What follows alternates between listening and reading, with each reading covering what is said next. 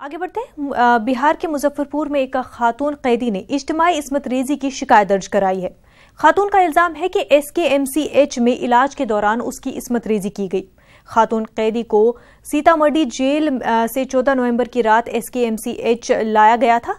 इलाज के दौरान उसकी इस्मत रेजी की गई है। इस मामले में 2 लोग मुलजिम बनाए गए हैं। तफ्तीश की जा रही है। स्टेट बैंक ऑफ इंडिया का मोबाइल वॉलेट आज से बंद कर दिया जाएगा।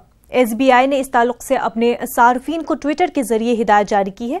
SBI ने अपने सार्फिन से कहा है कि वो अपने मोबाइल वॉलेट को बंद कर रहा है। हालांकि बैंक ने अभी तक ये वाज़ेह नहीं किया है जिनके अकाउंट में पैसे हैं उनका क्या होगा।